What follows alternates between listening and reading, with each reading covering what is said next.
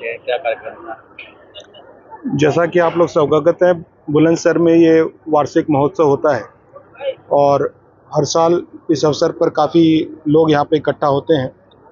नेफेड भारत सरकार की सहकारी संस्था एक बहुत बड़ी संस्था है और इस बार पहली बार हम लोग ने बुलंदशहर महोत्सव में प्रतिभाग करने का निर्णय लिया और मुझे बताते बहुत खुशी है कि इस बड़े महोत्सव में प्रतिभाग करने का नेफेड को गर्व है और अभी तक का जो हमारा अनुभव रहा है इस महोत्सव में पार्टिसिपेट करने का वो बहुत अच्छा रहा है।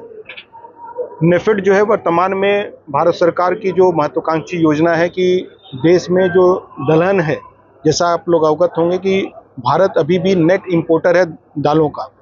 तो अभी पिछले वर्ष भारत सरकार ने माननीय प्रधानमंत्री जी के नेतृत्व में एक पूरा हम लोग को लक्ष्य दिया है आत्मनिर्भरता पल्सेस में।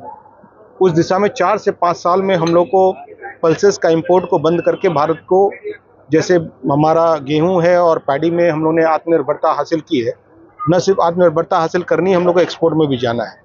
उस मिशन के तहत हम लोग देश के सभी किसानों को आह्वान करते हैं कि हमारा एक पोर्टल है ई समृद्धि, उसमें रजिस्टर कर अपनी दलहन और तिलहन की जितने भी फसलें हैं वो नेफेड को बेच सकते हैं। साथ साथ हम लोग जो कंज्यूमर के लिए भी, जैसा आप लोगों ने यहाँ पे देखा होगा, वेरियस प्रोडक्ट्स हम लोग लेके आए हैं मार्केट में, जिसको एक अफोर्डेबल रेट में हम लोग कंज्यूमर के सामने लेके आ रहे हैं। और इसमें यथासंभव हम लोग ये प्रयास करते हैं कि इसका जो रॉ मटेरियल होता है, चाहे मिलेट्स हो चाहे मखाना हो, देश में 10,000 एफपीओ भारत सरकार के निर्देश पर हम लोग ने बनाए हैं।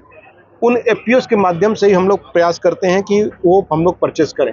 जैसे आप लोगों ने यहाँ पे देखा होगा एक हनी पड़ा हुआ है जो रामबान सुलाई हनी, ये जम्मू कश्मीर में एक एफपीओ है जिसमें ज़्यादातर महिलाएं वहाँ पर जम्मू कश्मीर की लगी हुई हैं। तो वहाँ पर एक वन तुलसी होती है, उसके पौधों पर जब वो बी जो पॉलिनेट करती है उससे ये निकलता, केवल 3 महीने वो पौधे रहता है और बहुत कीमती हनी बनता है, वो वहाँ से आया है।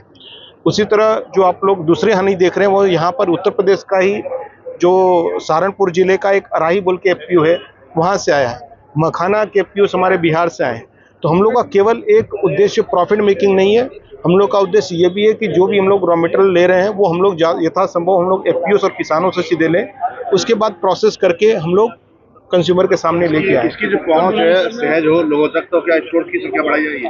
ऐसा है कि हम लोग अभी पॉलिसी लेके आए कि नेफेड स्टोर हम लोग के अपने दिल्ली एनसीआर में भी और कई हमारे पूरे देश में कई जगह स्थित है। हम लोग उसको फ्रेंचाइजी देते हैं।